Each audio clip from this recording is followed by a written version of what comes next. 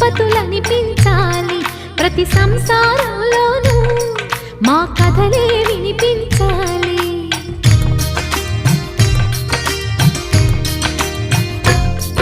ఆ సిరిని శ్రీహరిని మా జతలో చూపించాలి.